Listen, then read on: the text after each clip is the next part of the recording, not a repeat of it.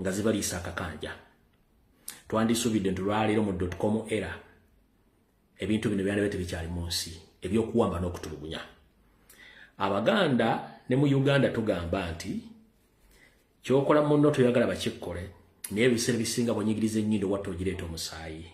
Lwaki ogireeta omusaayi? Nyando tibahabulwa oli musajja munyarwanda atonye mooli ne gurupu yo yonna abajjanga ekigendera kyammwe kyakuwamba ggwanga so si kulikulaakulanya era mwakituukiriza bulungi muyinza bana Uganda. Wetwogerera olwaleero okoze buli kikolobero kyonna ekyoku nsi ekimanyikiddwa omuli okutta, okuwamba n'okutulugunya abantu n'okubaguba ku mataka, okubba ensimbi z'omuwomusolo kimu okikoze. Nenze abuuza nti bw'osimba ssere tokungula mmwanyi, ate bw'osimba emmwanyi tokungula vanira, kyosiga kyokungula. Mu Afrika mbaddemu abasajja enjasa biggu, omwali omugenzi Mobutu Wazabanga Sekoko yafata kyamanyikiddwako na wali n'ebintu byonna byayitaawo. Ne tugenda kwoyo gwe walyamu olukwe, musajja mukulu Muhammad Gaddafi Minyalo bamutali mu kitulinga mmese neyamukuba essasi mu kawompo, mwana muto mbula kalevu. Esaazi niwabuuza famire yonna n'ebyobugagga tekuli ayinza kkubulya famire weri wadde ebyobugagga. Nabwe mumuntu omwolekedde. Nyandi Yosoferi, buli kikolwa kyokola fuba okulabanga olina garanti y'ebikolwa ebyo nti bigenda kukoma ku bannayuganda webikolako nti gwe tebisobola kutuuka ku famire yo. Nkiddamu, Nyandi Yosoferi, garanti ki gy'olina nti gwe ogenda kufuga emyaka gyonna bannayuganda baggwemu nga gw'okyaliwo? Garanti ki gy'olina gy'otalina? Toyina garanti ku nature, toyina garanti ku bannayuganda. Ffe otula ku mitimbagano twogera eri abatayogera nga bagenda kukola action. Ne mu system yo mulimu abalimu. So tomanyi toyina garanti. Bw'oba toyina garanti ku bikolobero by'okola n'amateeka goyisa ag'ekimpatiira, ngenda kugamba bw'obanga gwe kennyini akulira famire eyo nga Sserwajja Okoota, amagezi wanaaba manaabe n'ogeyiwako ne gagenda, ne mukazi wo n'abanga naye magezi yanaaba manaabe, n'abaana be muzaala nga nabo amagezi baanaaba manaabe, ne muto wo Salimu Salenga naye amagezi gamuyita ku mutwe nga nviiri, nga tekuli asobola kutuuza mmwe famire yammwe mwenna ne mugamba nti ekintu kye tukola kikyamu. Mwenna ne musegala nga mulya emmere n'ebakka mu ntumbwe ne mutta ne muwamba ne mukola buli kimu. Musuubidde nti ebikolobero mukola mulina garanti nti bigenda kukoma ku bannayuganda mu famire tebigenda baddira. Mukimanyiko nti mwali mutuddeko nti mulina abaana n'abazzukulu okwetoola ensi yonna bannayuganda gye bawangaalira. Mukimanyi nti famire zammwe kati zonna tuzitegedde mu Uganda. Mwatuyambeko ekintu kimu ejje mwenna kati abanyala tubategedde muli mu ggwanga mwagala kulitwala. Bwe munyala tutegedde waali. Ekyo mwatukoledde kyamagero nnyo. Kumwe mwenna famire yammwe manya amagezi mwanaamanaabe era gabayita ku mubiri ng'amazzi. Tekuliko muntu yatudde n'abagamba eggwanga tulifuza emyaka n'abantu batukooye. Ebikolwa bye tukola tebiri ku mateeka. Waba tukyasigala tubeefuutikako. Ekigenda okuva mu yebiraka mu kimanyi, nze nganze olwayo ngenda kyogera openly. Sisobola kusonyiwa muntu n'omu famire ya Museveni. Wenkusanga ngenda bakola bye mbadde mukola bannayuganda. Oba kunyiga buli maawa nga nja bunyiga. Oba kujja mu liiso njadde kujjamu. Oba kuteeka mu pipa ya asidi wala nja gikuteekamu. Oba ngiteeka mu muzzukulu obaani buli kye mukola kyonna tugenda kibakola. Ekyo kyomba wadde assurance. Ate siri omu, siri babiri, tetuli babiri, buli munnayuganda alina atusiddwako ekikolobero. Temulina garanti kigenda kukoma kumwe. Mubadde n'obudde obumala mufuze eggwanga myaka 4, mwandibadde eggwanga mwalitadda nga temukyali bikolwa byakuwamba, naye muganye okuwulira kubanga muzeego mugwakutta. Buli mwana wa Museveni waali ogenda kuloza ku kikolobero kitaawo kyakoze bannayuganda. Buli muzzukulu wa Museveni wonna wooli ogenda kuloza ku kikolobero kya jjajjaawo kyakoze bannayuganda. Obanga oli mulamu obanga oli mufu. Abaana bammwe tubamanyi be mwazaala mu kyama abanyikiddwa publicly oba muri Bulaaya oba muri beera China, mugenda kuloza ku buli kikolobero kitammwe jjajjammwe kyakoze. Diddigi ekikowaza akasawo kakwete akakamula kwete. Just budde. Tujja kukwata agamba livuga kulinga steel wire. N'ogwo omuto okulinganga entuumu ya kalo. N'oli kitaawo ali eggulu olubuto lumulinga entuumu ya kasasiro. Ebikole mulagira okutta abantu mujja kisasula buli mwana wammwe n'omuzzukulu agenda kirozaako. Bwete mwalabye ebikole bya mutukuko. Bwete yedda mu Uganda bamusikiza mbwa ne Buganda tebamuyisaamu. Naye ate Bwete bikolo byakola tebyenkanya mukoze wadde yali mu Bwakabaka. Basajja mmwe mussa abantu. Kati mu making sure nti mulina garanti ndi mugenda furege eggwanga eri emyaka gyonna ekitasoboka kubanga obudde buweddeyo. Kyekibadde ekigololo kya leero ate mbajjukiza teri apology. Your apology want to be accepted at all levels. You will first pay your crimes. Then we shall observe whether to accept your apology or not. But some member of your family, or some of your family members, including you, your grandsons and your grandkids, including your sons and daughters, they will pay in dollars. Ekyo nkikusuubiza. Kekalowoozo ka leero. Eba kyekigulolo kya leero nkimaliriza. Katika tusimbula video. Mukusimbula video era etandise. Mbagamira ko zomwe ziri 14 ezakonka ku mwezi ogw'omunana mwaka 2025 saa ziri 2 kwa konka kenda kika ziri 10 zokka. Akatambi katandise. Olunaku lwaliro tubadde mu kooti e Masaka. Ngabo tubadde tujja tukibabulira ennaku zonna nti Abaganda baffe Comrade Akiro Kivumbi, Smart wa Bobby, General Gaddafi ne erimu tubagenda kuleeta mu kooti okuteeka okusaba kwa kweyimirirwa. Bwe kityo olwaliro kibaddewo. Naye before nga tekinnabeerawo kikindeso olwaliro. Before nga tekinnabeerawo mumpulirize bulungi nnyo. Communication oba okwogerezeganya kwadde kwakoleddwa dda wakati wa Nyando Yosoferi, mutabani we Muhoozi Kanyarugaba, Christopher Damulira, Abedi Bwanika ne Mpuuga. Meeting gye batuddemu bakubidde essimu. Meeting yatudde Kibuli. Yabaddemu Christopher Damulira, yabaddemu Abedi Bwanika, yabaddemu Mpuuga. Biki byadde mu meeting awo tutandikira before nga kooti tennatuula. N'omulamuzi oyo abadde musango guno bamukubidde essimu. Ono omulamuzi.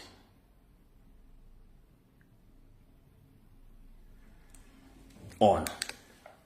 Oyo. Let's divide ourselves between the different accused persons. So if you have L1, talk to yourself. Lawyers. Let's divide ourselves between the different accused persons. So if you have L1, talk to yourself. Oyo mukyala bamukubidde essimu ku saa 2:35 ez'akawungeezi nga nyagikuba. Kwabaddeko Mathias Mpuuga, kuliko Christopher Damulira ne Bwanika mu meeting yabadde Kibuli. Ne bamugamba nti olunaku lw'enkya abasajja bagenda baleeta mu kooti naye tubawa bbeeyo. Omukyala n'abagamba nti okubawa bbeeyo kiri mu ssemateeka wa Uganda kasita state eneerimu okuleeta obujulizi. Kubanga tetugenda kukkiriza ate kitongole kiramuzi kwonooneka nga tokimanyi bulungi nnyo nti mmwe mwawayo misango nga temulina bujulizi ne state emira bujulizi. Bwe baleese ebyetaagisibwa okufuna bbeeyo tujja kusetinga olunaku lw'obbawa bbeeyo mwe mufuba okola nga mukola ki nga muleeta obujulizi. Kati ekiriwo kiri bwe kiti. Omukazi yavudde ku ssimu teyaluddeko oyo mulamuzi. Damulira, Mpuuga n'Abedi Bwanika ne babeera ne plan B. Plan B yeewa. Ne bategeeza Daily Drinking General twetaaga plan B olw'ensonga nti bali bagenda bata. Lwaki bagenda bata? Mpuliriza bulungi nnyo. Emisango gye baawaaba kuba Eddie Mutwe okubateeka e Masaka obbasiba. Bannamawulire ab'e Masaka baagivaamu dda era tebasobola kwapiyalinga mu kooti yonna kuwa bujulizi. Nkiddamu emisango Abedi Bwanika n'Empuuga gye bagula kuba Eddie Mutwe betuyita ba complainant abavunaana abawawaabirwa emisango baagivaamu dda tebasobola na kujja mu kooti kuwa bujulizi. Kitegeeza nti ba Eddie Mutwe banga basibidde bwereere. Omusango guno Mpuuga n'Abedi Bwanika n'abasajja b'Emmego bagulimu. Kati bagambye nti omuli abagenda temulina bujulizi bulaga n'abawaaba nabo tebasobola kujja mu kooti. Fe obujulizi tebulina era tujja bbawa bbeeyo. Mpuuga ne banne ne Damulira ne Abedi Bwanika babadde Kibuli ne bategeeza Diddi tulina okufuna plan B. Plan B yeewa. Plan B kwe kubagulako emisango emipya emisango gye babaguddeko mugitegedde wabula era aba SFC basuze e Masaka nga bakimanyi ekigenda okugenda maaso mwena bakomere bannamawulire abadde e Masaka ku kooti obwedda mula abantu abasibe gye bava ngeri abasajja bali mu ngoye za bulijjo ng'eyo tekkirizibwayo bantu obona badde ba SFC era mbategeeza n'abasajja bennyini abe muyita aba prison abasinga obungi abadde e Masaka bonna badde ba SFC ompulira bulungi nnyo kati basuze bakitegese bulungi nnyo era kyova olaba ono lugambye nti muleete ekusaba kwa mali bakuteekayo ne baleeta empapula zonna ezikkiriziganya omulamuzi n'abagamba nti mumanyi nti nti ngenda kuzomeza 22 omwezi ogw'omunaana mujje mu kooti mukomewo tugenda tutola obudde tutune mu papula zammwe tulaba tunaabata kola olunaku kooti ne bagiggalawo nga bano tebaategedde nti wabaddewo mission okukwata ba Eddie Mutwe yabadde mission yatandise jjo era drone nga bwezze eno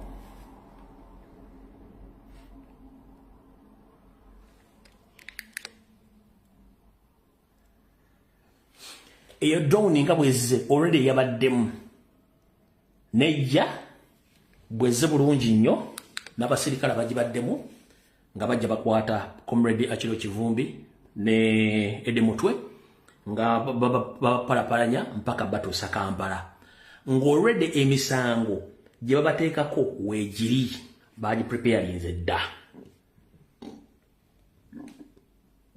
emisango gye bataddeko bagiyita kamala okusoma wano ku charge sheet gye bataddeko wano emisango gye bataddeko bagiyita unlawful drilling at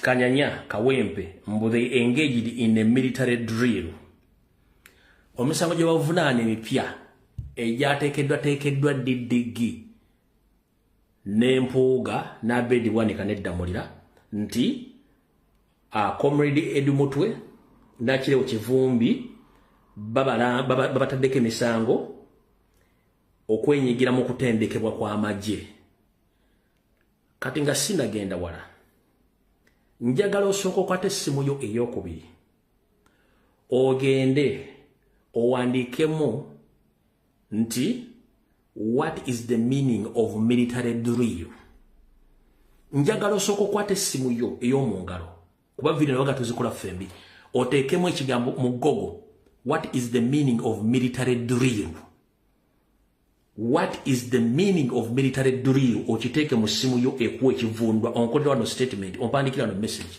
nga nze sinakuwa yange mwangu tulina obudde butono abalina amasimu abiri tigenda mu Google oteekemu what is the meaning of military drill okiteekewaawo mbawo explanation mwangu tulina obudde butono nnyo mwangwe take out military drill take out ekigambo military drill meaning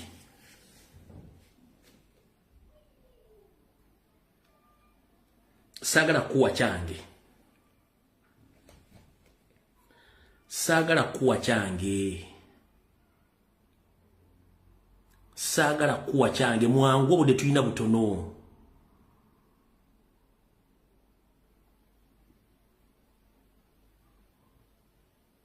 obudde bugenda ate nina kukozesa 2 zokka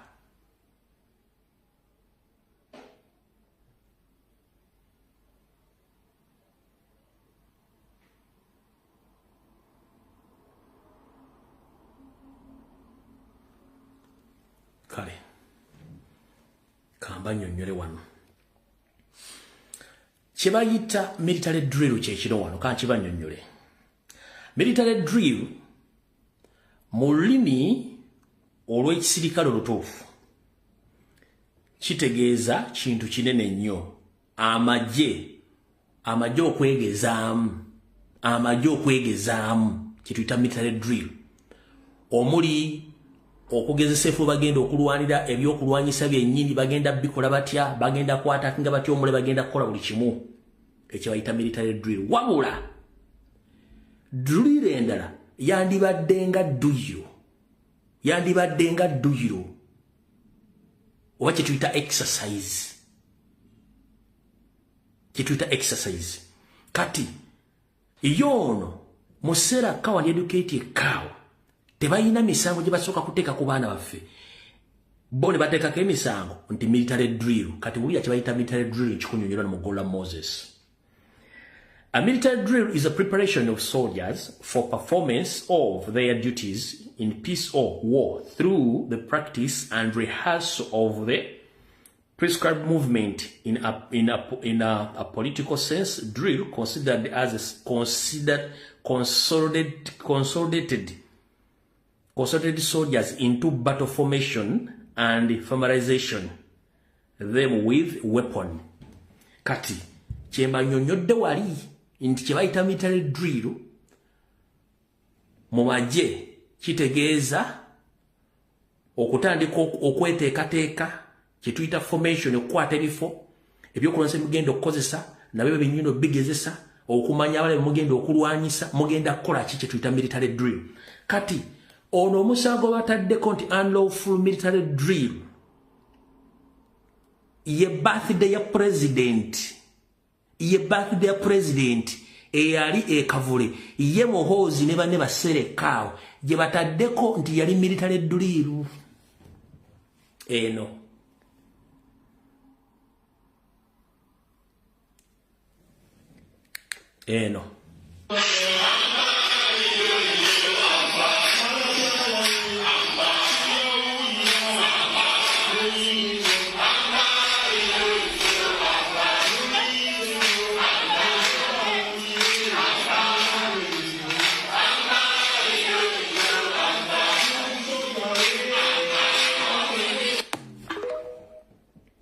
Eyo ye military drill.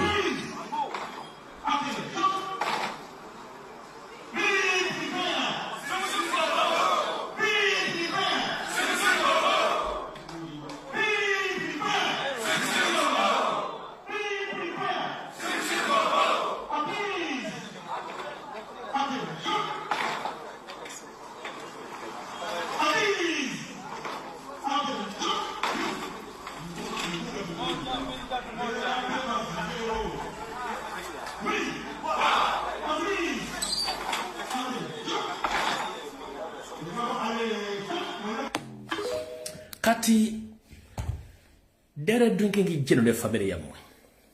There is a difference between a military drill and exercise. Those were exercise which are applicable to human beings. Any human being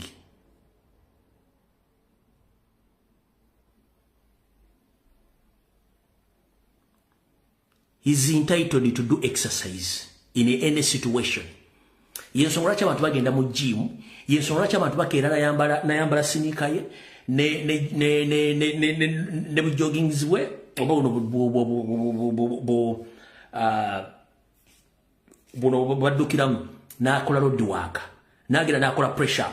So it is applicable to any human being tekimanyi mateeka okukola exercise. One, abascout babikola, private security companies bikola, mu masomero kino kibakola bakikola kibaita exercise. Kati there is a difference between exercise and military drill. So military drill gye mutadde ku bana abantu, military drill biro bagikola ddi kino kyemulowoozaako. Nabagamba kizibu nnyo okwezaalamu ne musigala nga mutegeera kyekimu. Teri muntu musiru asobola kuzaala musiru ne basigaza amagezi.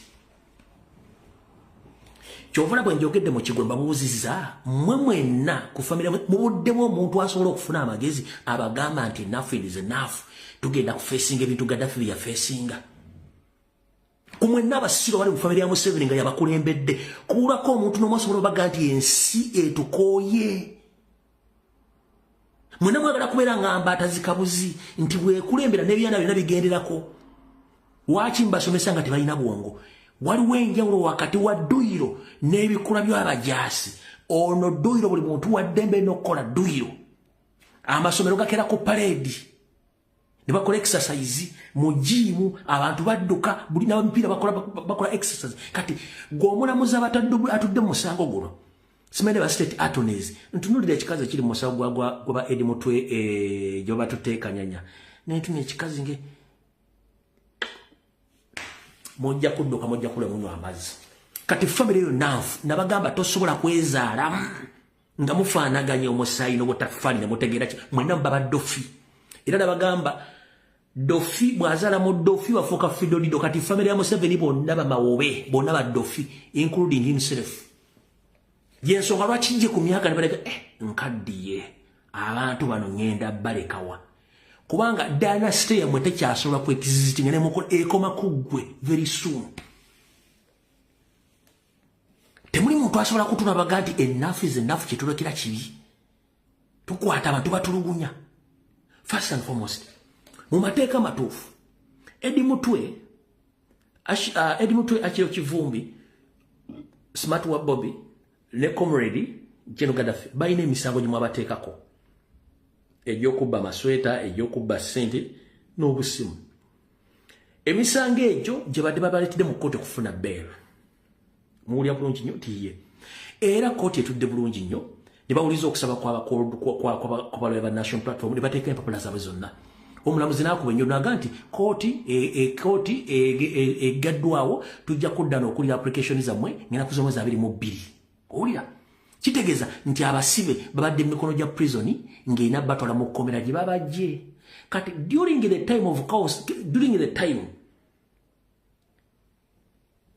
ye Muhoozi ne banne badde basetinze dde ekintu okukidnappinga Eddie Mutwe n'akirawo Kivumbi mu bumenyi bw'amateeka lwaki bumenyi bw'amateeka omuntu yenna bw'abanga alina fayiro endala bafulumya ebbaluwa gye bayita arrest warrant ebbaluwa ekwata omuntu oyo ebbaluwa eyo eva ku poliisi oba esobola okuva mu kkooti abasajja basinga badde mateeka akiriwo Kivumbi ne banne babadde mu kkooti badde basobola okuleeta ebbaluwa okuva ku poliisi y'e Masaka oba okuva mu kkooti ne baga nti abantu bano bamala omusango gwe balimu nti babeetaaza ku musango emulala e Kampala no tewali bo mu nkola yaabwe ya sell account educated cow bazze buzi ne bakidnappinga ne batwala abantu yogayoga mpaka Kawempe Kanyanya yebaguliddeko omusango ogwo kati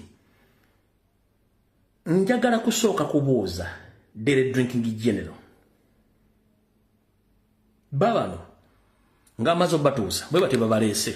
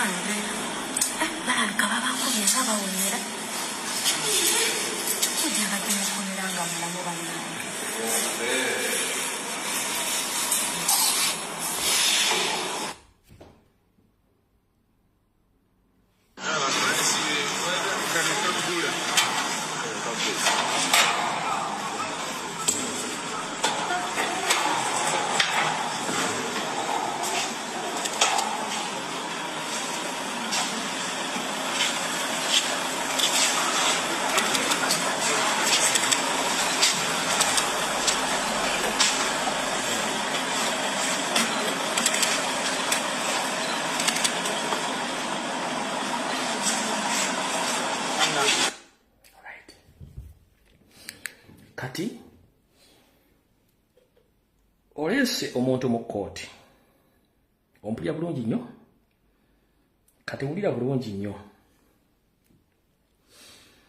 wulira bulungi nnyo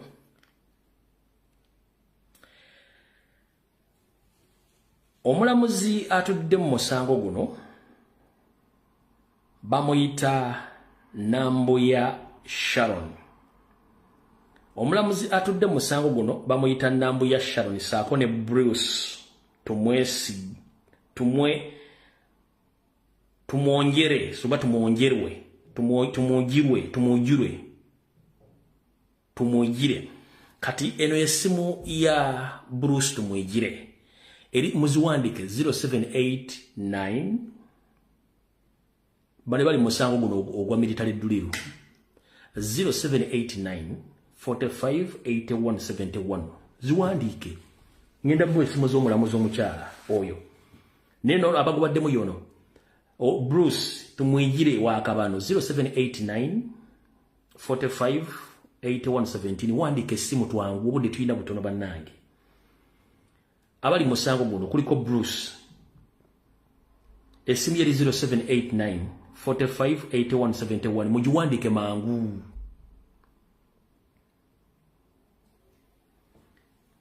webale nnyo zaamu kati omukyala agulimu nambu ya Sharon omulamuzi eno yessimu ye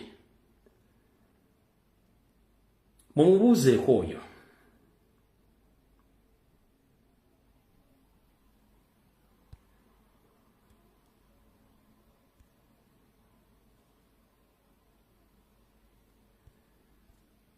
linda katono wano mwebale nnyo enamba yeeyo kati njala kuba wano eyo no mukyalo omulamuzi eyo mukyalo omulamuzi Sharon Nambuya eri 0704 114848 mujiwandike eyo omulamuzi oyo mukyalo agubaddemu 0704 114848 eyo omukyalo agubaddemu oyo omulamuzi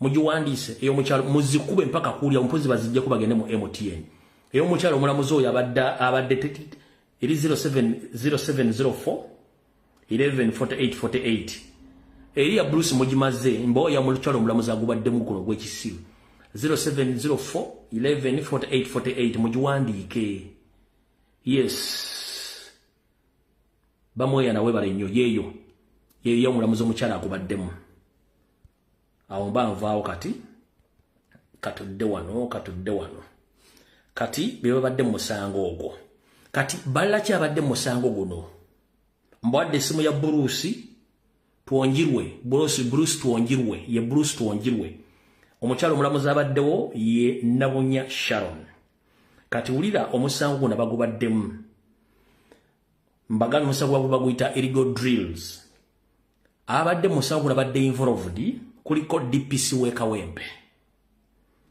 kuliko OC CID wekawempe kuliko Director of Operations Franka Mwesigwa mumumanyi Franka Mwesigwa orders from DDG parade ireso buzibu eya birthday ndoza mutegedde kati Genesis kubuyavudde ekibuli mu plan B ya Mpuuga na bedi bwani kano busajja bwe Mengo mukitegedde bulungi nnyo mbaga abadde musango no bonna kuliko DPC wekawempe kuliko OCCID wekawempe kuliko Director of Operation Franka Mwesigwa ku orders za DDG ku parade ya birthday ko basinzidde okukola ki okucharginga ba comrade yabo naye botunya parade eyo Edi Mutoto yaliko gwe baserabidde akire okifumbi te yaliko okitegedde bulungi nnyo kati abo bali babega webintu byonna byonna ebibadde bikola ki ebibadde bikwasizza ba comrade ababatwala okubateeka eyo kati omuntu ajja kubuuza genda genda kugolola Moses mbagaye mukole eki mugende mukebere kye bayita drill kati njala kubuuza mukulu Didigi ne family zammwe are your military drill gazetted in the Constitution of Uganda as you stated that it was unlawful njala kubuuza mwe military drills zammwe ziri recorded and registered in the company registers book nti mwe mwina military drills ezitakolebwa abantu ba bulijjo oba exercise sera cow educated cow empty head with too much to swigiri the moment kasita omuntu ng'alina tuno tuswigiri tuno tulinga otumbuzi nezikimebe zisabalavu amagezi go matono nkubuuzizza mwe military drills zammwe ziri gazetted oba exercise ezikolebwa abantu ba bulijjo ziri gazetted ne register of companies nge mwagamba nemmwe basajja mmwe kati singa temwafunako ssente kugenda kusomako kino ekitundu kimusomyeko mwandibadde mutya era system sera gaju and educate gaju brain is a monkey just people and these are lucky fools who got a chance by use of guns with the help of Baganda to bring them in power. Like all those are lucky fools who are in the state house and government offices. They lack skills of leadership. But they are there in the office. Omuntu muina arrest warrant. Mukuto omuntu ngali mikono ja prison ne mutwala muguleko emisango emirala egitali nayo awo tetugenda kulwawo mutegedde bulungi nnyo kasita mutegedde bwe mubaza otegeera lwaki babakutte ani abakutte baani abakibaddemu sawa zabadde mmeka kati mutegedde bwe mmala otegeera mbategeeza nti byonna byadde bigenda mu maaso byadde bimaze okuteesebwako mbitegedde bulungi nnyo mubitegedde bulungi nnyo bwe mmala obitegeera katugenda saame tugenda kukiddako kati wano emboozi ya Eddie Mutwe nakire okivumbi tugivuddeko kati tugenze mu ku page endala information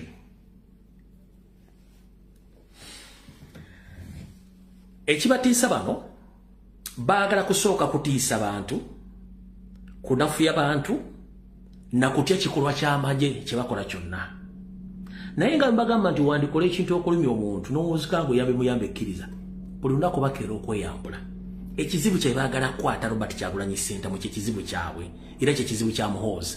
By the way, for your information nti n'abakulu mu gavumenti abali mu judicial system ebikoledde olwaliro babiwakanyiza okusinzira ku sources zange mu judicial system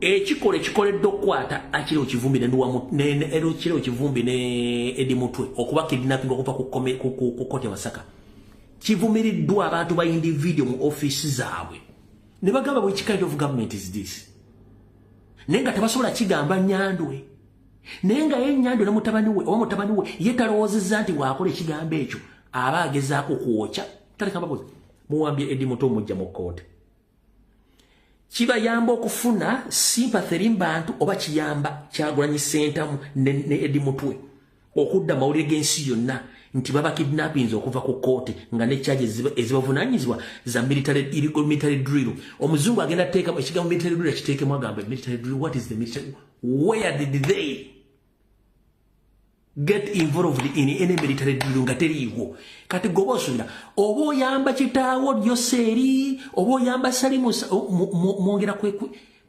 kweje wandikola ekintu okulumya omuntu watu n'omuzikango yabimoni Eddie Mutwe wadde yava mu mawulire agali ku international level Eddie Mutwe wadde yava mu mawulire agali ku local level nga tusigadde kulinda nti kooti esalewo kati mumuziza mawulire nga mukidnappinze system yonna ekireesuza ekyankalanye kubanga bimukoze biswaza gavumenti biswaza abantu bali mu gavumenti neggo kikoze mu momenti ogenda kutiisa abantu teke misango wandikola ekintu okulumya omunonzikango yambe muyambe ekkiriza you will spend money before your government leaves Uganda. That small mistake you made of kidnapping Eddie Mutwe and yakire okivumbi it is going to cost you. BBC egenda biwandika Al Jazeera egenda biwandika TV France zona zigenda biwandika they were kidnapped obo yambyani mu system yennyini abantu bali mukayana abali maje abali mu judicial system bali mukayana bikiri mukola mwono n'amanya gaabwe kubanga ng'otuddewo n'otuswiriri owulya Kyagulanyi temwagala oba tomwagala ddeyo wamwe Tanzania gye bakuza lwe Kenya oba dde Rwanda as simple as that. Ekyo nkimaze katugenze ku nsonga endala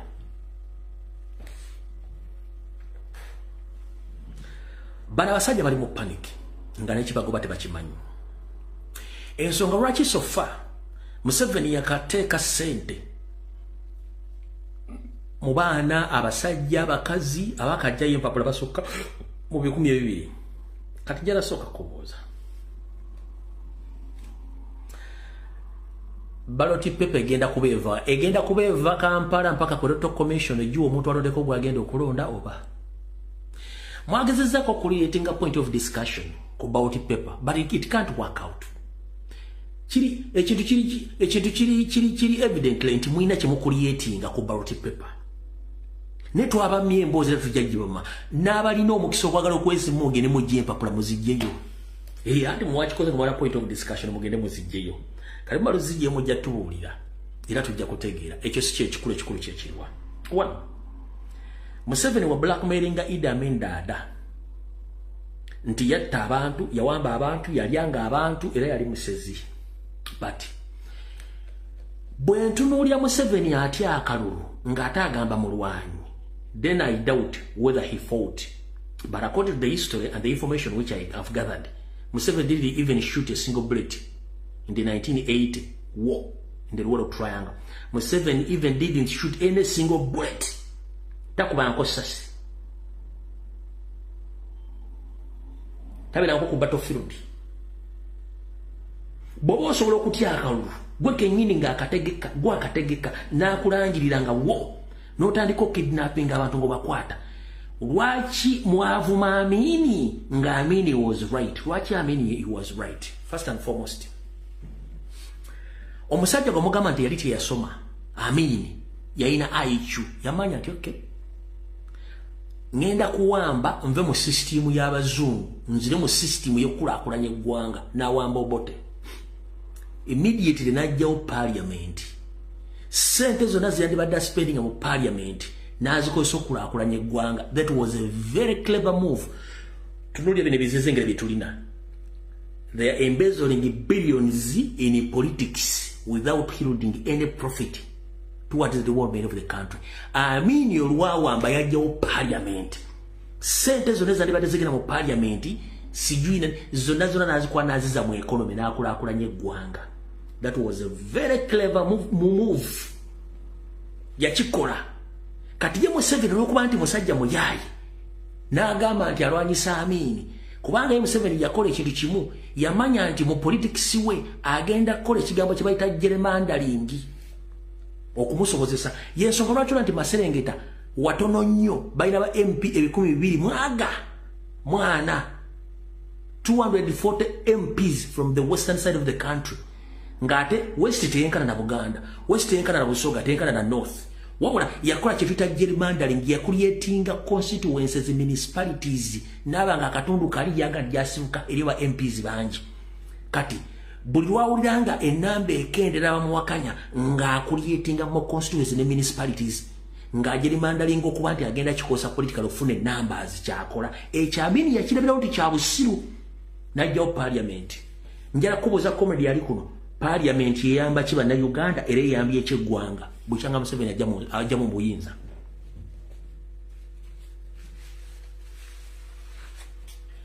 Parliament from 1986 up to 2025 eyambye ekyeggwanga. Era ba MP babajambye eki? Nothing. Katola mu kitegedde ti Amini was very clever. Teyakomaawo. Mu process y'okulakulanya eggwanga yajjawo okulonda, yajjawo, he abolished elections. Nabikasuka wali. Lwaki yajjawo elections? Because one, ba politician bajja kuzanya mind game nga bakozesa sente z'omusolo n'okudestabilizing eggwanga. N'agamba sente ze baali bataddemu kati buli lwe tulonda Museveni spending billions of money nga baziwa to commission zotemanyi kyezikozesaamu n'ajjawo okulonda n'afuga emyaka gye 9 ng'ensi ekulaakulana. Was he right or wrong? Amini was right.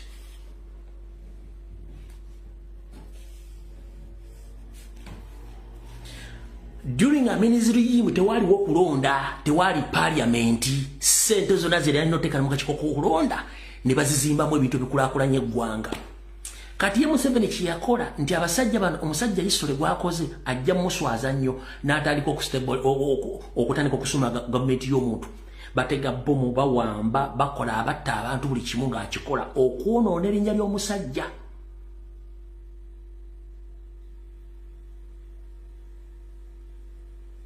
Muganda wange njagala ombuulire. Okulonda okuva mu 8 okuva mu 26 okuva mu 7 yajja okulonda okufunyemu ki? Era eggwanga nga Uganda lifunyemu ki mu kulonda? One, Amini kye yali yeewala bannabyabufuzi abali bajja omutawaanya akwatibwa obusungu atandika okuwamba abantu. Museveni kyakola olwaleero okuwamba abantu ba national platform ng'akiko njagala ombuulireyo omuntu mukulu ali kuno ku TV oba nalaba video eno akubuulire nti during Amini's regime yayina ba political prisoners.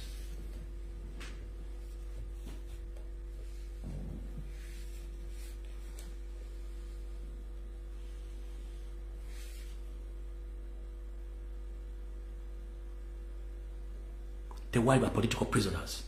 Why? Museveni ate akalulu ate yakategeka. Kati kyalina okukola to kidnap, okutta, okutulugunya nga pressure muyitiddeko yako kubanga akimanyi in his entire life tawangula kalulu. Museveni bukyanga abeerawo mu nsi yonna yonna tawangulangako kalulu. Yakugambye ejjo mu kavuzi tambuka ennaku zannyidde yagamba 1996 naliwo yaliwo. Era n'amenya n'amanya g'abantu awo n'emyaka gyabwe ye n'akulaga nti yali wa 18. Bw'abanga yali mu active politics ku myaka 18. Here comes a question. Degree yagisoma mwaka ki?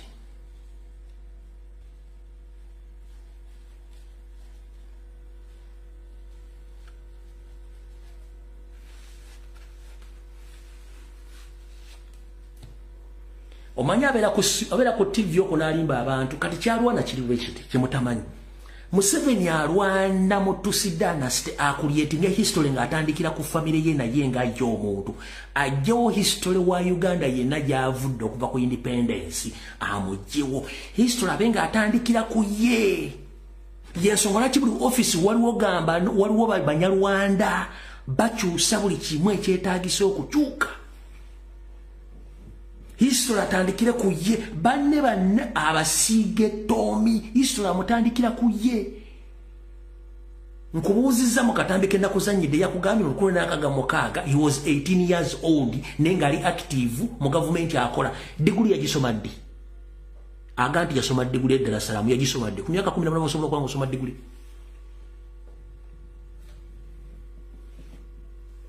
Yasoma degree era yagisomera wa ku myaka 18 ng'ali mu government.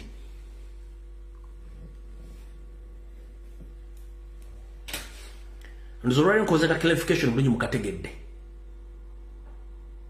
Amini yamanya okujjo bino byonna jawo okulonda sente zawantadde mu kulonda zikulaakulanyemu abantu. Jawo parliament terina mugaso sente zali zigenda mu parliament zikole ki? Ziyamba abantu.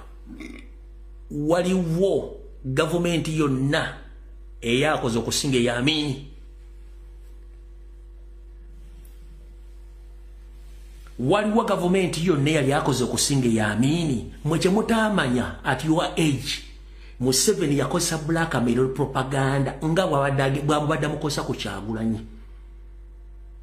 Kuva dda Museveni mulungi mu propaganda blackmail ku both local ne ku international level. Olaba kati nwana Christopher Damuli atega abayeekera bateka ku Kyagulanyi.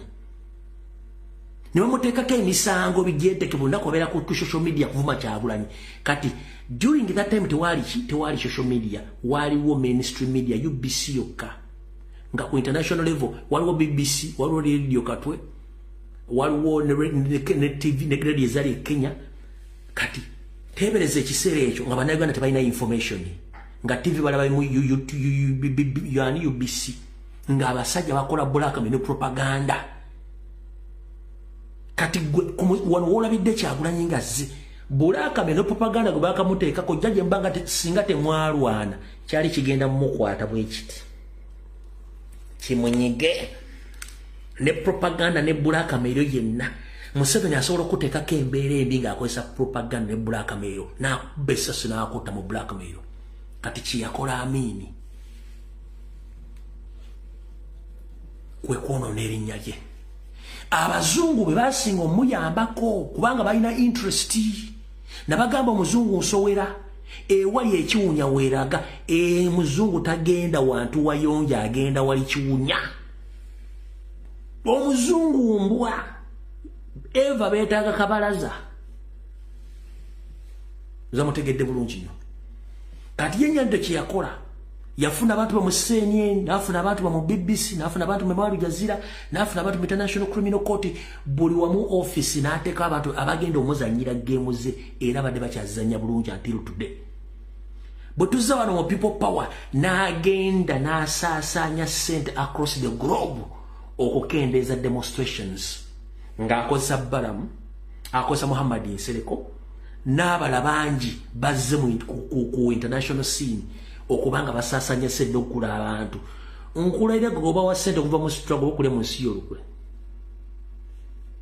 Tewali mu Uganda olukwe weeryamu olukwe kubanga gy'oli esi wammwe awo tuvuddewo nza mutegedde olwaleero Museveni ekimukwatisa bano okutulugunya paniki yakalwatya singa si paniki yakalwata bakwata baki kuba Yamini yali mugezi najjawo parliament nkubuuza parliament etuyambye ekibu kyanga bagiteekawo nothing Amini yakirwa n'agijjawo najjawo okulonda to avoid any scuffle of any politician nafuga nga akozesa degree eruwa minister wa trade kole ensobi nkusibe minister wa kisiba ku olugundo mu lukole wiki billion kuba ejjeruje wonkusibe nkutte ye system giyakozesa ensonga ky'ebintu byatambula ne kati Katumba amalajja bamukuba amasasa bamanyi ate kati nze mwogere bulungi eri government eno government nnungi olugudo lukolenkera nga lugenda accountability so eyensi je tulimu out of the mutegedde bulungi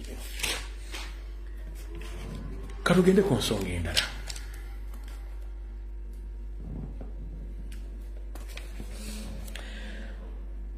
nabagamba statement oba ekigambo kibayita premeditated statement. Premeditated statement kye kigambo omuntu kyayogera ng'alina ekintu kyagezaako kulaga oba ng'alina ekintu kyazimba gwe nga tomanyi naye ng'akyogera olwaleero ng'akipulaanize kijja kubeerawo mu maaso naye nga gwe tosobola kitegeera. Kati kambaddireyo mutegeere bulungi. Mu paniki eriwo essaawa zino ku kalulu akagenda okugenda mu maaso. Ladies and gentlemen, mumumanyi bulungi, ladies and gentlemen, 2 in 1. The only man and woman has 2 animals at once or at a go. Abadde agendanga ku TV n'ayogera statement zino wammanga. Kampala mubi. Amanya alina amaloboozi abiri. Kampala mubi. Fe bwe tulabanga bitubeganya okugenda mu maaso tusobola okujja okulonda okumala emyaka 5 government ne taking over ngekola ebintu ebyo. Kati oyo ladies and gentlemen ekyo kyakola bakiyita premeditated statement. Bwe yabadde ku TV yazemu n'agamba yokola babiganye ene walise ekikubo ne General Brasande. Fe to taking it over. Okulonda tukujiwewo. Government taking it over for 5 years mpaka nga tumaze okutereeza. Tutagala bitege. That is what we call premeditated statement. Ategeeza ki. Ekyakusindikira ubaka nti waliwo ebitundu mu Buganda ebitagenda kubalibwa mbulu nga n'okulonda bayinza okutateekayo kulonda. That is an open message yabadde basirika abantu bwe tebusobola kutegeera. Oyo ye mukongozi wa Museveni message gy'abasindika eba yavudde ku meeza. Kati oyo ladies and gentlemen, one person with 2 different animals ye statement bamutumye okuteekawo okwogera mugitegedde bulungi nnyo. Alina obu animal bubiri, alina akali enkoko mumpule bulungi, alina akali enkoko n'akalala keeyogerere.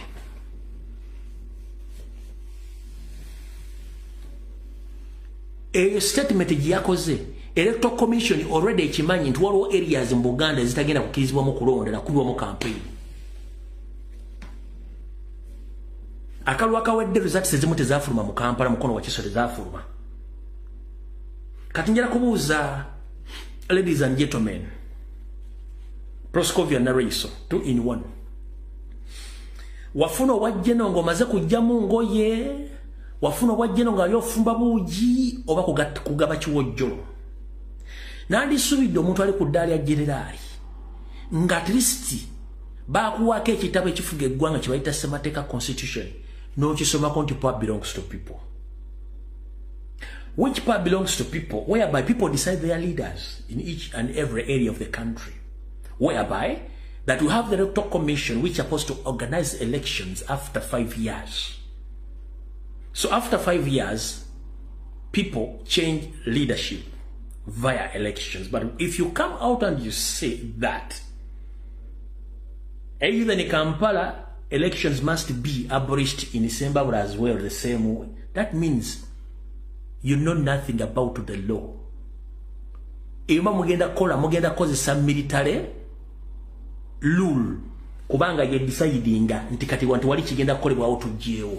Niba tubanga tuli mu nsi za amateeka nalo iso wandi badoli babitala bamayibwa. Wandi badde oli babega bitala nga bakusibye. Kubanga mwina mentality egamba nti wamaja ina order waliwo ne constitution. Kati buli institution Museveni ya jimilitarizinga chemutamanya. Chovola nabawambye Edi Mutwe siba prison awa SFC bajirambya bali ba prison. Abali ku nyanja ba military. Abali mu office ba military. Ba RDC ba ina military training. Ba police department zona kati zilimba military. Bambadde the disguise bambadde motoka ngoza police ba military. Era tokomi ba returning officer bonna kati across the country bonna ba sirikali ba ina military training. Abakola Metal Commission almost 6% across the country bonna ba ina military training. Ba ina military background okwate musi tumagala kitegeera. Okitegera kati tuli under military rule. Kati ono okujja okola statement bajjewo okulonda myaka 5 nga tadde bomba z'okulongoosa. Kitegeeza message yabadde agisindika nti ekijja mu kyetegekere. Mukitegedde bulungi nnyo. Kyenjagadde mbasindikira obako wakati mukyala 2 in 1 ndozo otegedde. Ffe twasoma psychology. Era tusobola okusoma message za mu mbongo wa mwezi mwezi tutegeera ntezitegeera bulungi. Kwa wadde osindika message nti musobola ebitule mugenda kiza kuba campaign. Ebitule mudo okulonda muyinza okujjawo. Mwene muteeka bye mwe mwagala. Kuwanga muine mundu nete muina monopole ku mundu ezo njala babuza mu kinane mundu mwazijja mwaine duka mwali muzigula temwabanga nzibe awo tuvuddewo wetuva awaawo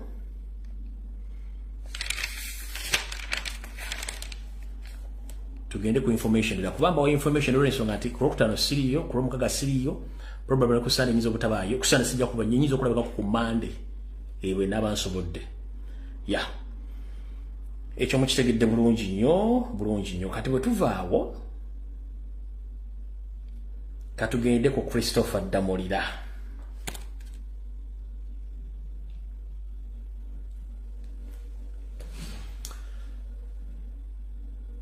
Olunaku lwajjo nakubye programu ey'okuna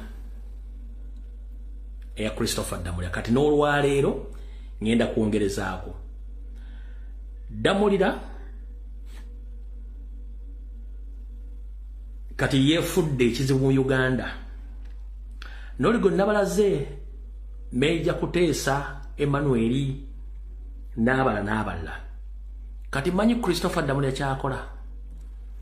Nabagambye mugende muyite mu ghetto structures, mugende muyite mu ghettos. Abaana bampadde information nti abaana bonna bakaliba babajjadda mu ghettos.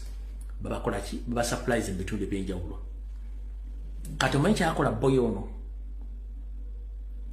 Mu video gye nkoze misana mbagambye mubulidde ebitundu jjajja abaana bona basinga obungi. Era video mugende mugirabe gye ku mitimbagano ebitundu mujja bimanya. Wabula ensobi gye yakoze tamanyi nti abaana baatwala benyini baavuwaza kati yatwala butwazi. Kati wulira olunaku lwajjo Rwade lwa kusatu sebo kiri nti Christopher Damulira wagenze Makerere Kavule Parish mu Kagugube no twala yo drone oba taxi mukaaga no jja abaana bonna bali mu ghetto no batwala no ba distributing mu bifo by'enjawulo kuba kati nkuba system ye y'obuyeekera gye yagala okwatirako Kyagulanyi. Abaana bano bo bajje Kagugube Makerere Parish no batwala mu taxi mukaaga. Abalamu bajja Myala gye Nakivubo, abalamu bajja mu Katanga, mubajja mu Ndeeba, Nateete, Katwe, Kibuye, zonna ghetto z'ogenzemu ng'ojjayo abaana. Papasire ngo batwala ku military training ez'ekiyeekera. Mu video gye nkoze emisana bagambye nti enfe ezisinga obungi baba withdrawinzeeyo baba setinze mu bitundu by'emukono ne mu mabira. Bino byenjogera okujja nga bisazizaamu programu y'okukwata president omwike omuteekako ebintu by'obuyeekera okujja nga bagisazizaamu balina okujja babyogere oba basobola bate baswala nze ndi naddiba nga Pro Max eyo programu y'obuyeekera nagizinze kukuba temusobola kujja ku TV ganti atwatasanza abayeekera nga abambadde engwe za Nuupu babadde mbirawo biti badde batendekebwa wano bano bakulu baabwe muti mujja bikula kubanga olule nabasooseyo nga bulijjo kati kirije mugenda bireta mutya kulayijo ogenda kujja otya nothing to do I have to go nothing to do I have to go kulayijo mpozi wagamba mugenda kurashinga abaana ba Nuupu njala kubuuza who crushed your leg ani yamenya okuguluko twali ba Nuupu oba bobate wasobola kumanya ya crushinga kuguluko kati ogenda crushinga oti abaana ba Nuupu kulayijo wagamba you are going to UPDF wagamba ati UPDF is going to crush Nuupu oba you are going to crush Nuupu njala kubuuza okuguluko okulema ani yakumenya Nuupu yakumenya oba era nkubuuza mugenda kujja mutya mutandika okugamba twazudde abayeekera mu Kampala mukono wa Kiso entebe n'ebintu bire by'eggwanga nga baana baba Nuupu bali beetedde ku Nuupu balina bomu era bateze ne bomu mu Kampala kubanga nakubye programu zirinnya kati nzijuliza yakuta kali njala kubuuza mukulu mugenda kuleeta ani gwogenda okujja kambuuza ani agenda okujja kulayijo gwogenda okujja ani omulala oli bwe twamukuba kubya bomu ne bamuzaayo yaddayo mu wingi yasirika kana akasajja akatoolo kamagezi magezi gyo nkutumiddeko Chris magezi gyoli wafa oba okyaliyo kati Chris magezi yagenda okujja oba kulayijo yagenda okujja mwogezi wa polisi yagenda okujja bagenda kuleeta ono ani ono omwogezi wa polisi kalente yani ani ono mutamivu atunulanga kande eweddeke wuzi ani kana akasajja amanya kakumanyiza mama akasajja kana akogezi ka polisi ke kani kana katunulanga katamivu Franka tumwebaza minister enanga ali enanga bamutwala mu Interpol enanga bamutwala mu Interpol bangamba kitule nekibera ne kitunulira ne kitulira abogeza polisi n'amajje nga kikiti nze naona abantu awo bakuleetera ebintu bisoma ne weekaza n'obisoma atuna kyakola obufa ku kamera n'ogane kino njo ndayogedde kyaki kato yenanga afa mwita kayima kumunyarwanda kayima alusoke mugenda kuleta alusoka ayogere mugenda kuleta ani ayogere bitu obuyekera mbalayira bomu ze mwade mutegese mu Kampala mugende muzipa banyammwe obuyekera mwade mugenda okusiba ku president ne ku Nuupu mugende musiba ku banyammwe fe etubeera ne information olunaku ne tubakuba kati ebyo tubigadde kyemusigaza kiri ekintu eki forceful arrest musigaza ekintu kimu forceful arrest oba assassination. The option is this. After exposing all your missions, the first mission was you created label groups across Buganda, which you said that they are going to be affiliated to Nuupu. You created a terrorist group via ghetto structures, which group was set to detonate bombs in Kampala, Mukono wa Kiso, so that you can implement a curfew. And you implicate Robert Kyagulanyi Ssentamu and Nuupu and expose the program. Even those rebels groups, and even those some of the Nuupu supporters who were arrested during the Kawempe North direction, and the 25 of the Nuupu supporters were kidnapped or arrested and were taken to Kaumu farm, which belongs to Museveni, and they were there busy trained by Museveni, supervised by Farida Nambi, to come out very soon in public to blackmail Robert Kyagulanyi Ssentamu. That is the one who have been training them in labor activities. So mufunze mwenda bali mwebyo njala bagamba kimu, go and eat your mother something in your boss's voice. Mukitegedde mwenda Christopher Damulira Muhozi Kanyirugaba simanya ani, go and eat your mother something in your boss's voice. Nyando Yosoferiti Bahabulwa mwakihulula awo tuvuddewo. Bwe tumala okuvaawo katuddeyo wa Christopher Damulira. Kati Christopher Damulira bano abaana mbabulidde ebitundu gy'abajje bonna n'abateeka mu Kampala. Kati fun enough bamukwata video ng'ayogera. Kati before nga sinazanya ka video kano kasooke mbabulire biki byatambula ayogera n'abaana b'omu ghetto abagamba bwe biti. Eno message Jeno Christopher Damulira Kijambia Maria Mungu buli lwatuuka mu ghetto zonna buno bubaka bw'abaana ba ghetto. 1 tumanyi muli babbi, tumanyi muwagira people power, naye tuzze wano okukwatira wamu n'obayamba. Gwe wenna supportinga people power bannopu oba olwanyisa gavumenti eri mu buyinza. Gavumenti nnene nnyo tosobola girwanyisa. Okowala obbateeka emabuusu obbako amasasi okubatta mukisikirize muwagire NRM, muwagire Museveni, muwagire ne Didigi. Mujja kusurvivinga mbeera eneesoboka, tujja bawa support. Ekyokuwagira Nuupu ne people power tetugenda kibakkiriza kulwanyisa gavumenti. Gavumenti nnene nnyo awulira ng'osobola, tulina order, tusobola okubatta mwenna. Era gavumenti esobola okubatta. Mulidde bulungi nnyo. So muve mu bintu by'okugamba nti mugenda kulwanyisa gavumenti oba okubeera mu kwekalakaasa mu biveemu. Ye message esooka. Message ey'okubiri, musupportinge NRM saako ne Muhoozi. Tugenda bakkiriza okakolamu, era mukakolamu teri musirikale yenna asobola bakwatako. Teri musirikale yenna asobola bakwatako. Enamba yange muyirina. Wonna w'okoleddemu oba gy'okoledde gwe namba yange y'owa poliisi akutuba ku poliisi onkubire bajja kuta. Nammwe twagala mugabane ku national cake. Tubakkirize mukole emirimu gyammwe gye mukola mu ghetto n'ogye mwagala ogenda okukolera mugende mukole. Mulina support yange era mulina support ya government.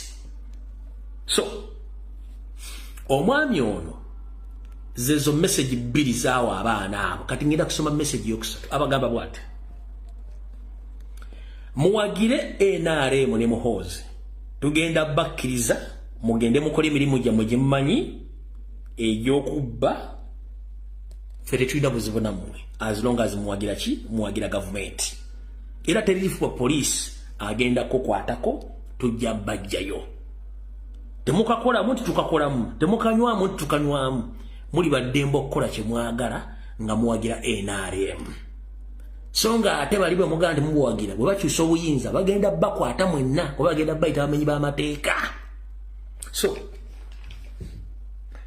in such a position of this gentleman, the so-called General Christopher Damulira, a well-trained soldier, but he was planted in police to do the dirty work of the regime. As we speak right now, he moves to one ghetto to another, assuring and give protection to all ghetto youths, mostly the criminals in all ghettos of Kampala and other areas of the country, that they should support NRM. If not, they are going to be cracked down. No one can defeat the government unless they want to be killed. They should support Museveni, they support Muhoozi, so that they can be protected, and they are going to be around to do any. If they support Museveni, they support Muhoozi, they are going to be around to commit any crime, even if it means to kill. When they are gaining, they are going to be around. That's the message this gentleman is spreading to the ghetto youths of Kampala, Mukono, and Entebbe, Wakiso. So, openly, the man is in the office, in the crime intelligence department, but he moves around the country, encouraging youth, mostly in ghettos, to support NRM, in the reward is going to allow those ghetto youths to commit crimes freely. No one is going to be charged. And in case those youths are caught somewhere in crimes, they should call him or tell the person who had arrested him that we will work with the Damolia. No one is going to be arrested. So, Orimo Department ya Crime Intelligence ne o encouraging abavubuka bota yagala babere mu kwekalakasa bawagire NRM mwaweri bata yokuze emisango kati mwala babbala muno omutwegwe obumulinga box yebyende esibire ku mmere ngagamba nti abaana abali mu Kampala bali ba national platform mpuliriza bulungi nnyo omanyize n'engalabi yange mu kugatta information ekwata kisooka mwala babbala mu ngazina agamba nti abaana abakola effujjo mu Kampala bali baana baaki ba national platform abadde uniform za NRM njagala ombuulireyo video nengi Christopher Damoyo yagambira n'ava nti bakutta abaana bano bagenda bagula kamisango gy'okutulugunya walogo bakwata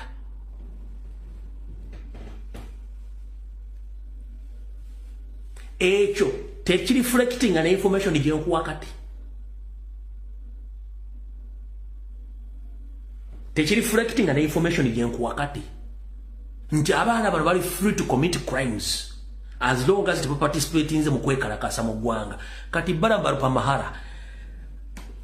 pamahara kuno kuoli video ja kutukako you came out publicly as a minister. You stated that the youths which were witnessed during the Museveni's preliminaries at the time when he went to pick the nomination forms at NRM Secretariat, that those youths, they were supporting national platform, but it's national platform which gave them the year uniform, the year t-shirts to commit crimes, to blackmail NRM. So according to the information which I've given out to the people right now,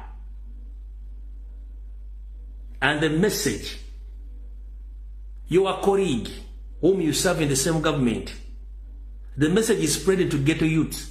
Does it reflect with what he is doing right now? So who is fooling who? Gweke nyini wagamba nti abaana bali ba national platform. Kati mukama wakugamba mu ghetto abaana bali free of committing emisango gyonna gye baagala as long as teba supporting the people power.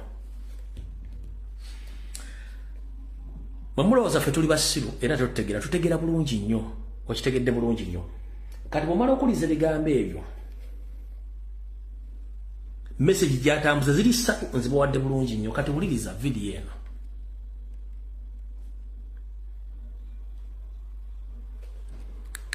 njagala okonfaminga bye nkugamba wuliriza video eno nja kuba ntunula era nja kuba mpulira wenna awulira nga waliwo ekipiira kibookeza wa Kampala yonna yiwa mwa komanda ba Kampala ate buli omu kubali mulina enamba yange wenna alaba nga waliwo ekipiira ekyase ojakutabonera erinnya lya jjajja wange yafa emyaka 10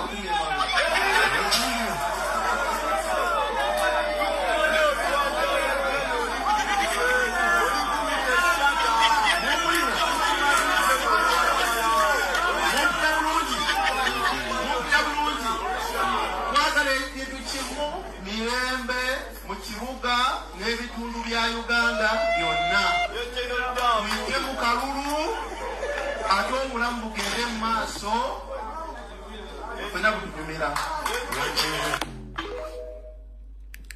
owuliddemu nti buli omu alina ennamba ye njagala kakudiramu buli omu ali awo alina ki alina ennamba ye mu mateeka agafuga poliisi mu nsi yonna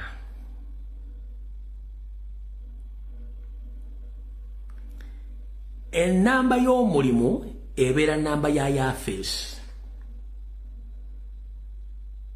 then yafeesi bwefuna essimu eyo essimu ne bagiteeka mu radio message nebonako poliisi bwe wa poliisi yonna waali teri wa poliisi akkirizibwa kukwata ssimu ye ya buntu giwa public yonna Kubanga gutoli police, you are just an serving officer. How dare you? You share your number to all ghetto youths in Kampala. For what purpose?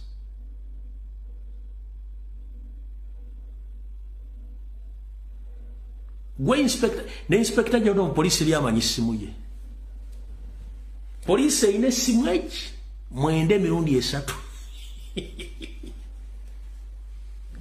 Police officer kirizibwa gabe simu ye ku musango gwanoonyerezako nti singa omusango gwafunika obujulizi obulala ku crime scene wa ku muntu yena gobanoonyerezaako wadde mumukubira simu amateeka bwegasoma damulira gwe ne inspector general police simu ye teryagimanyi gwe n'ogaba ghetto youths nti esimu yo bwe mwagimanyi nimu mwasomera n'oddawo nimbu wali okola ekyali South Africa. Ulira bulungi nnyo ulira nzenja kubantunula nanja kubampulira wenna ulira nga waliwo ekipiira kyebokyeza wa Kampala yonna liwa mwa komanda ba Kampala ate buli omuntu bali mulina namba yange wenna alaba nga waliwo ekipiira ekyase kubali awo wonna buli omu alina enamba ye. Information yembadde wiiki eno mwina kye mumanja video ne bwenjikomya wano oba tuwongere batukomye wano buli omu alina ki video njikomya wano batweyongere kuba tusigaze eddakiika wano mmeka tusigaze eddakiika ana video njikomya wano bannange oyo yakulira crime intelligence wabula yakuyetinga crime. A crime intelligence officer is the one promoting crime in Kampala because they fear what they don't know. And they don't know what they fear. But achibatamanyi. Tuvuddewo damulira. Ndabe yo simanyi spokesperson wa majazi okwogera ebyobuyekera z'okwogera bomu simanyi biki mbalinze zino video abana bajjazijjayo. Bajjazijjayo awo bangenze mu kika ky'abaaki mugema mba mmaze okugema obulungi naddibanga Promax kati awo tuvudde omukulu atugendeko wano maze okugema waawo katugendeko wano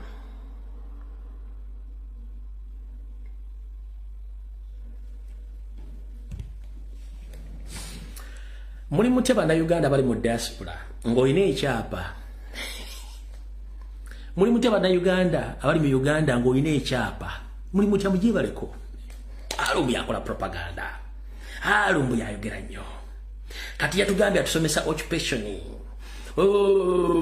muri mutya mugibaleko gye mutuusaako engalo kanso gitambula bulungi nnyo mujja kuntegeera ng'obudde bugenze ngenda basomesa occupation mpaka kuwulira bubi kati abayina ebyapa by'amataka nga mulina ba squatters mugibaleko abali emmenga abaganda land board mugibaleko n'abaganda mugibaleko mbadde nga mbagamba video zino nga temutegeera we are under occupation nabagamba time egenda tuuka nga balandiroodi temukyalina mugaso mu Uganda. You thought that I was joking. Publicly during my live sessions, mainly my Sunday show known as Eumulimbulange Mengo, once I say that time is going to come when landlords in Uganda, they are useless. They will be powerless. Buli muyagamba lumbu yalimba. Njagala kuwa Minister Museveni ow'ettaka Sam Mayanzi. Sam Mayanzi Mayanja. Njagala kuwa Minister wa Museveni ow'ettaka Sam Mayanzi, Sam Locusts. Ne Sam Mayanja, no, byonna bye bimu. Sam Mayanzi wa Mayanja, I don't know. Nga confirming information gye nabagamba. Nabagamba bwemutajja kulwanyisa abasajja Banyarwanda bagenda bafuula emmomboze mu nsi yammwe. Ne mbagamba the Constitution of 1995. It was an open check for Museveni to do whatever he thought in his life. Any dictionary ye oba notebook ye mwewandiika ebintu. In case any change of government, Constitution 1995 ina kusazibwamu to avoid catastrophe. Yagenda nakola etteeka nti omuntu yenna bw'ajja ku ttaka lyo n'atulako emyaka 10 alina okufuna obwannannyini ku ttaka eryo.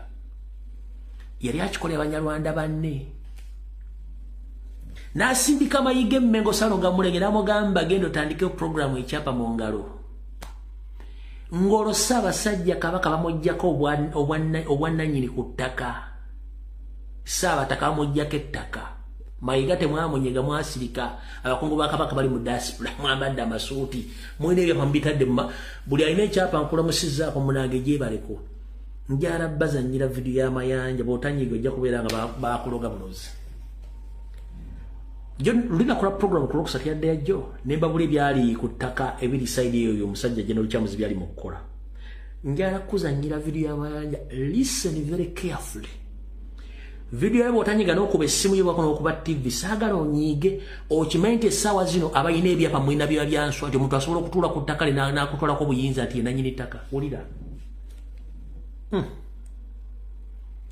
Wulira bulungi nnyo. Erina force of law.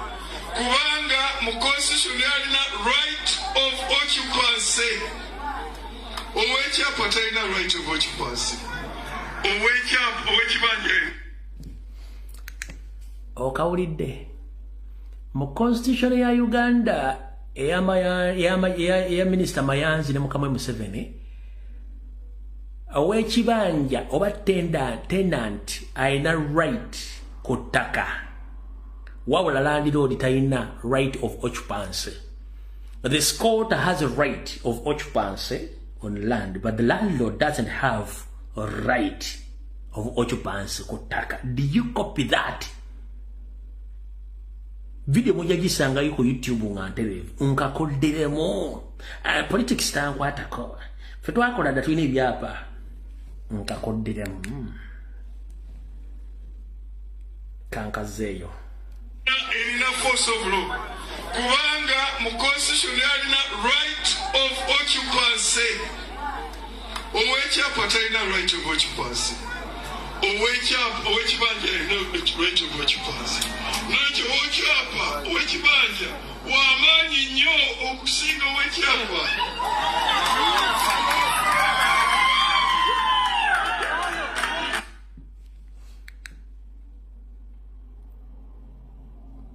Okiwulidde? Politics tankwatako.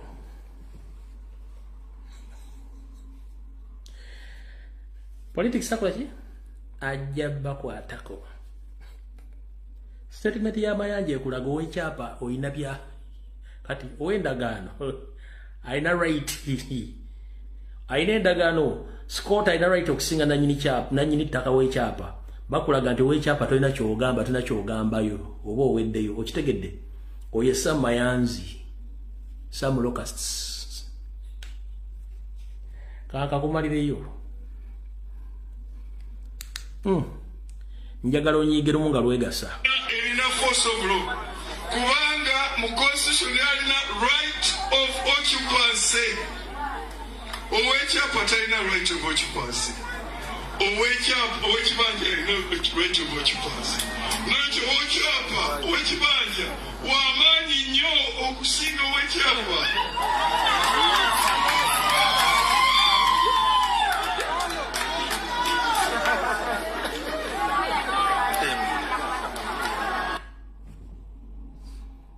Uliriza bulungi tugenze ku page 2. President telling them mwegule if you do not accept another one is empty talk.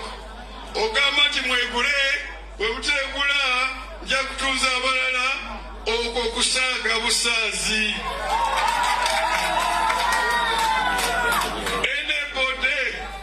Anybody who buys occupied land buys or more or less air. Oyo agula ettaka nga kuliko ab'ebibanja abaaguza empewo. Kyekimu bw'osikira ettaka n'olisika ng'osanzaako ab'ebibanja oba osikidde empewo.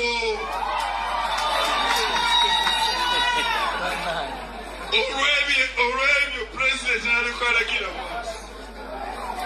President n'alagira nti tewali muntu yenna kugobwa ku kibanja kye.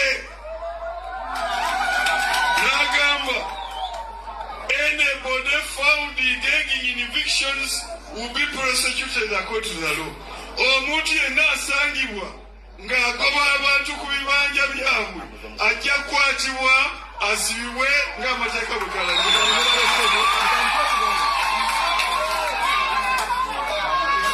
Abo bonna, those who have been illegally evicted will be assisted by government to go back to their bibanja.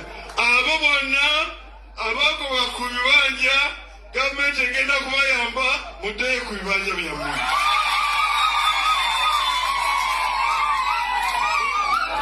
Naye temukwa mateeka mu ngalo. Pulezidenti yagambye nobody should take law in their own hands. Mujja genda bulungi ewa RDC abaorganizing buli muntu abazeeyo ku bibanja byammwe in an orderly manner. Wait for you, for the RDC to arrange, and he will take you back to your land in an orderly manner. Mwena bakwenda mujja kusibwayo ku bibanja byammwe.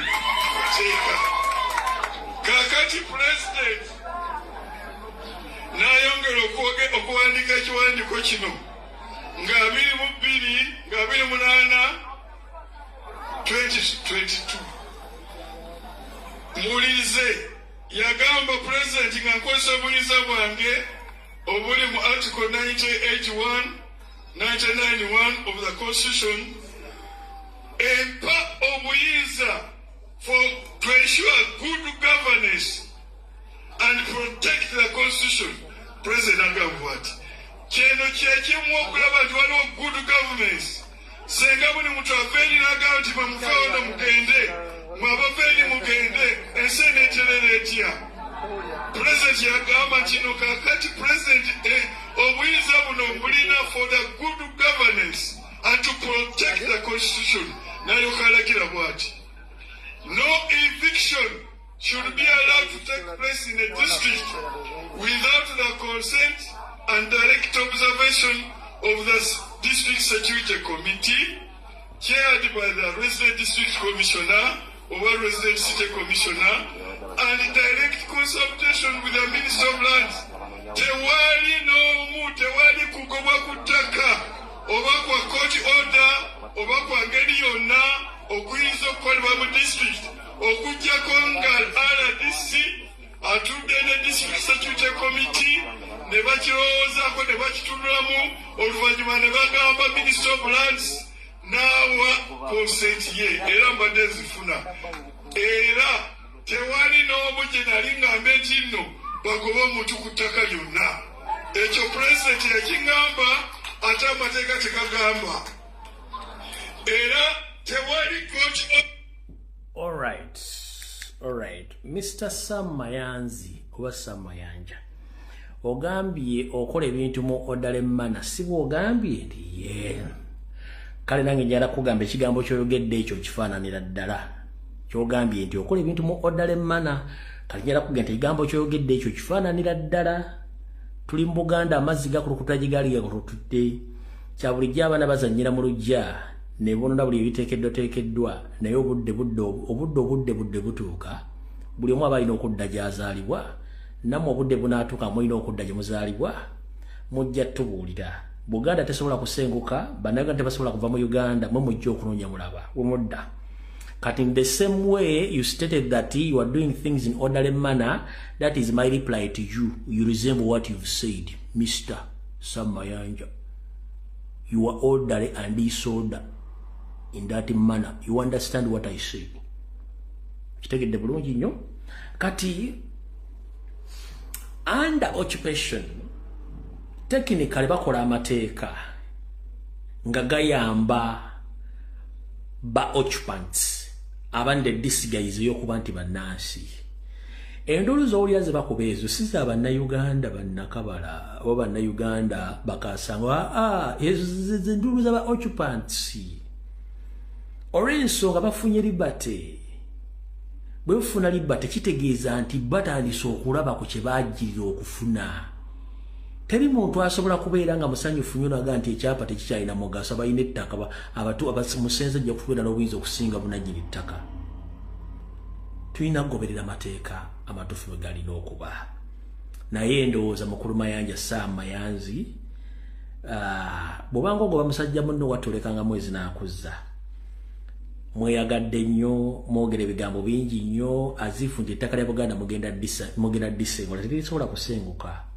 Mugenda ddirekawo, buli muntu agenda asanga kyemuzimbye ku ttaka lye akyeyagaliremu. Ate buli kimu kijja kukyuka nga bwe kirina okutuuka. Kale mukulu Sam Mayanzi ebigambo bye tubiwulidde era Abannayuganda babiwulidde. Kati gwali eyo politics tankwatako munnange kutumiddeko Mukama akunkumbire. Bwe nsukkakaawo mba ndowooza nnyonoona. Bwe nsukkakaawo mba nnyonoona. Video ewedde tusinkane ku lunaku ndowooza olw'ebbalaza enkya Lwakutaano Lwamukaaga lwa Sunday. Sobola obba recordingirayo Samuel sijja kujja live kubanga enkya tusula mu lubbe lwa muzeeyi Olwokutaano ku lwomwaka tuseko omusika nja kuba mpumudde. Njala bebaza mwenda abaddewo ku lwange mubadde nnyo mubalire ddala okubeerawo temujjanga okwo. Video ewedde Mukama bankuumire jasika lunaku luna. Ayagala information yina gye nkoze wiiki eno genda ku mukutu gwange gwa YouTube. Ayagala information gye nkoze yona wiiki eno totegenda genda ku YouTube yange mugimanyi bulungi ntoto gibaterako. Ennaku zino basibiriwo. Mukama bankuumire. Weraba.